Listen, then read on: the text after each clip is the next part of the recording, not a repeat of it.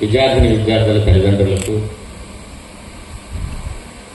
యువకులకు, చిన్నపిల్లలకు అందరకు నా తరఫున, మా కుటుంబం తరఫున,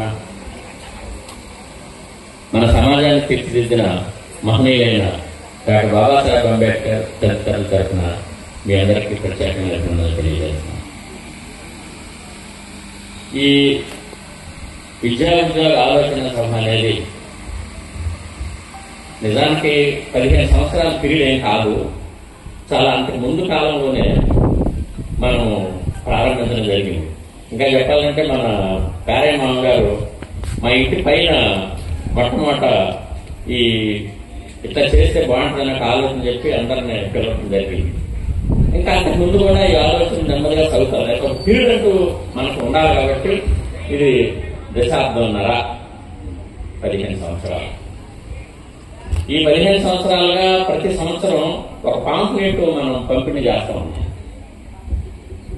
ఆ పాంప్లెట్లు అన్ని కూడా ఒక బుక్గా తీసుకురావాలని ప్రయత్నం కూడా జరిగింది. ఒక పాంప్లెట్ తీసుకురావాలని నాకు సూచన చేసిన ఆయన పేరయ్య గారు వెనకాల ఉన్నాడు, మన రైవాళ్ళ అన్న సురేంద్ర.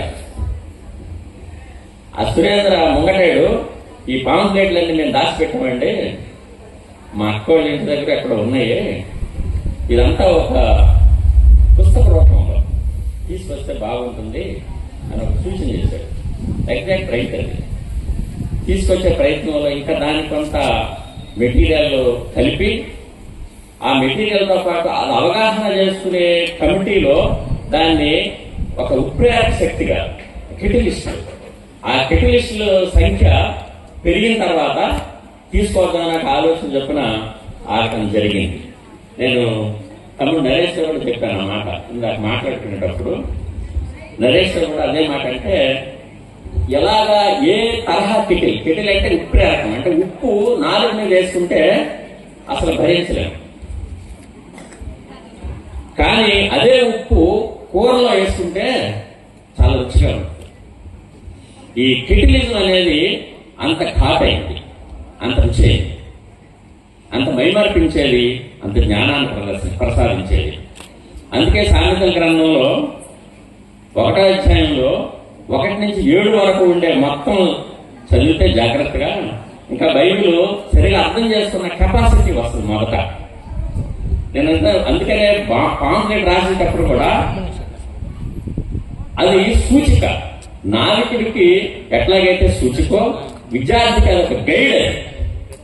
అది అర్థం చేసుకునే శక్తి మనకి ఇంకా ఇంకా పెరగాలని మనం కోరుకోవాలి, ఆచరించాలి. లైఫ్ లో జీవితంలో ఆచరణ లేనిది కూడా వృధా. నీతి అంటే దేవుడే, దేవుడు అంటే నీతి. ఇక్కడ వాడు చెప్పి అక్కడ వాడు చెప్పి నీతి లేనట్టే లెక్క. ఆ నీతిని అర్థం చేసుకోవడానికి తోడ్పాటు తల్లిదండ్రులు, వాళ్ళే కెటిలిస్ట్, వాళ్ళే ఉత్ప్రేరక శక్తులు. అంటే ఇది ఉత్ప్రేరకం అంటే. ఉప్పు అంటే అది. ఉప్పుని డైరెక్ట్ గా తినటం సాధ్యం కాదు, కూరలో వేసుకున్నప్పుడు రుచిగా ఉంటుంది.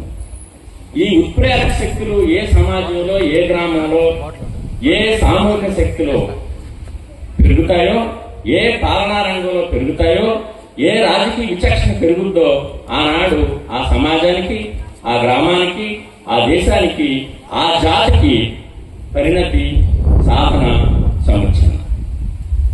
ఈ విషయాన్ని మరింత మనం చర్చించుకుంటాం, మాట్లాడుకుంటాం, ఆలోచించుకుంటాం.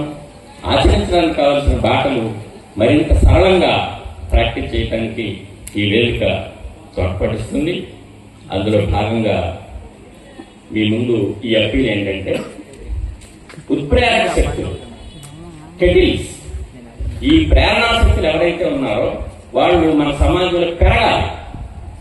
దురదృష్టవశాత్తు తరుగుతున్నారు. అది కుటుంబంలో ప్రారంభం అవ్వాలి. పిల్లలకి నీతిని నేర్పడం అంటే, దేవుడిని చెప్పడం అంటే, నీతే దేవుడు, దేవుడే నీతి.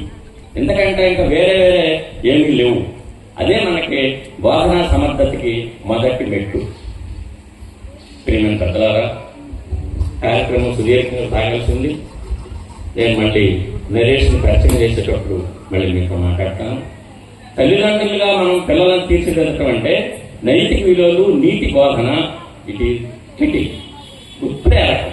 అది కుటుంబంలో ప్రారంభం అవ్వాలి, అది పిల్లల ద్వారా ఎదగాలి. అదే నిజమైన సమాజం.